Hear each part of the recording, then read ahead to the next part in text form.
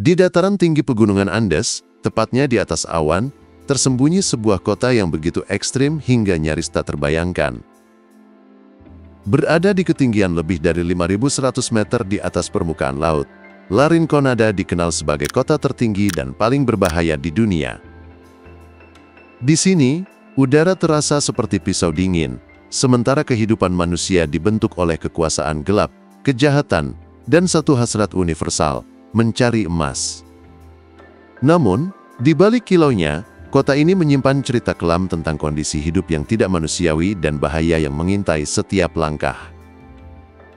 Di La Rinconada, udara begitu tipis sehingga kandungan oksigennya hanya 50% dari kota-kota lain di dunia. Setiap tarikan napas adalah perjuangan, dan tubuh harus bekerja 2 kali lebih keras hanya untuk bertahan hidup. Pemandangan di sekelilingnya adalah tumpukan permukiman kumuh, jalanan yang tenggelam dalam sampah, dan udara yang berbau busuk. Namun, ribuan pemburu harta tetap datang, mempertaruhkan nyawa mereka di kota tanpa hukum ini, berharap menemukan keberuntungan di tengah kotoran dan bahaya. Perjalanan dimulai dari ibu kota Peru, Lima, yang berada di pesisir.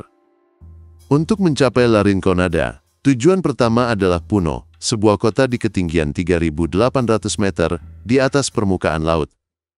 Di sini, pendatang biasanya menghabiskan 2 hari untuk menyesuaikan tubuh dan paru-paru.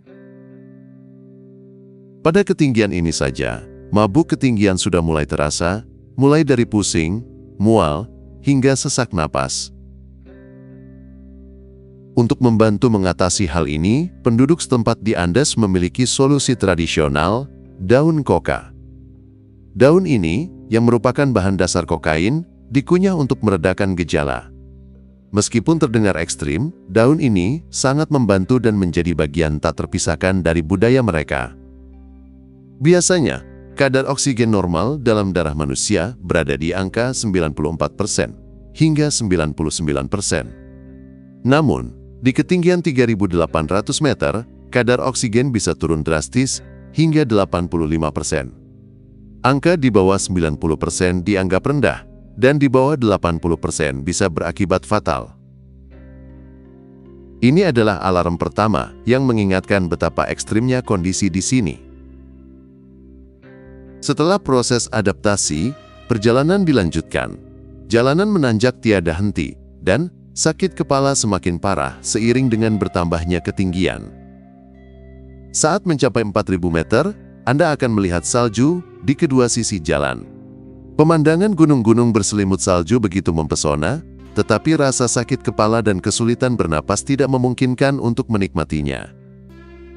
Tiba-tiba dari kejauhan, siluet La Rinconada terlihat, sebuah pemandangan yang tak pernah akan dilupakan. Ketika tiba, La Rinconada menyambut dengan aroma yang mematikan dan pemandangan yang memilukan. Sampah berserakan di mana-mana. Tidak ada sistem pembuangan sampah atau sanitasi yang layak, menyebabkan air limbah mentah bercampur dengan kotoran dan racun mengalir di jalanan. Di kota ini, hampir tidak ada orang yang tinggal secara permanen. Kebanyakan penduduk adalah penambang yang datang untuk bekerja selama beberapa minggu, lalu kembali ke rumah mereka di kota lain yang lebih rendah. Namun, fakta ini tidak lantas membuat kota ini sepi. Justru dipenuhi dengan kerumunan orang yang putus asa. Salah satu bahaya terbesar dan paling tak terlihat di La Rinconada adalah merkuri. Merkuri digunakan secara ilegal untuk memisahkan emas dari batuan. Proses ini, yang seharusnya dilakukan dengan aman, di sini dilakukan tanpa prosedur keselamatan.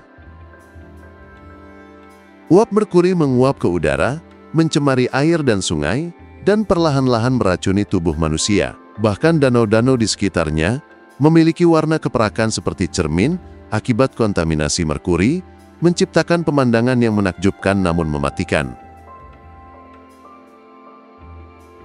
Penggunaan merkuri ini adalah gambaran sempurna dari La Rinconada. Di satu sisi, ada janji kekayaan, tetapi di sisi lain, ada harga kesehatan dan lingkungan yang harus dibayar. Untuk memasuki area tambang, Anda membutuhkan perlindungan. Tingkat kejahatan di sini sangat tinggi. perdagangan manusia, perampokan bersenjata, dan penculikan adalah hal biasa. Saat mendekati tambang, Anda akan melihat para penambang yang kelelahan dan penuh lumpur. Di antara mereka, ada sekelompok wanita yang dikenal sebagai palakeras. Mereka tidak diizinkan masuk ke dalam tambang karena kepercayaan dan takhayul yang diwariskan secara turun-temurun. Ada sebuah legenda kuno yang mengatakan bahwa roh putri tidur bersemayam di bawah gunung. Diyakini bahwa roh ini akan cemburu dan marah jika ada wanita yang mencoba mengambil emasnya. Oleh karena itu, para wanita hanya diperbolehkan mencari sisa-sisa emas di tumpukan batu yang dibuang dari tambang. Mereka bekerja keras, menyaring tumpukan debu dan batuan yang tersisa, berharap menemukan serpihan emas kecil. Di dalam tambang, kondisi sangatlah berbahaya. Setiap tambang memiliki pemilik, dan tidak ada yang bisa masuk tanpa izin. Terowongan bisa mencapai kedalaman 3 km, gelap, sempit, dan rawan runtuh. Para penambang bekerja dalam tim beranggotakan 4 orang, dan ketika mereka menemukan emas, hasilnya dibagi rata, 50% untuk penambang, dan 50% untuk pemilik tambang.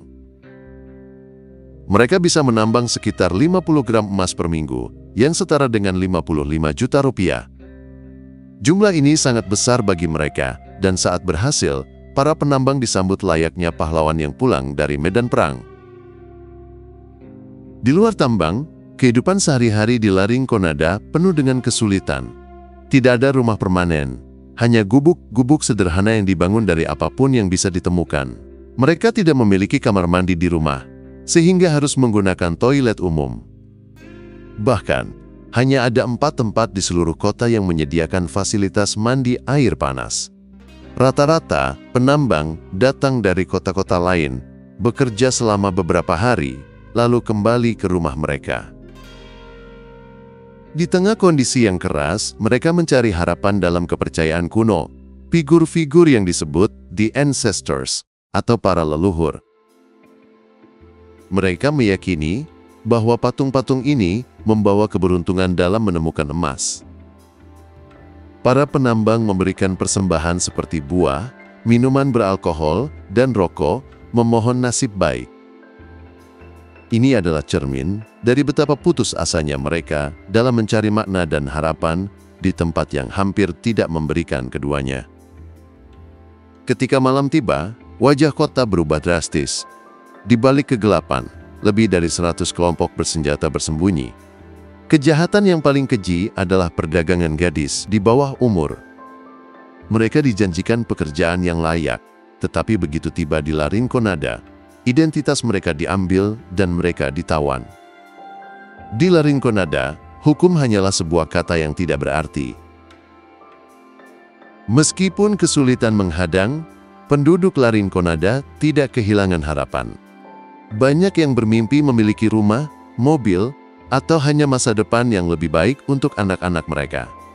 Namun, mereka juga sadar bahwa kekayaan itu bersifat sementara.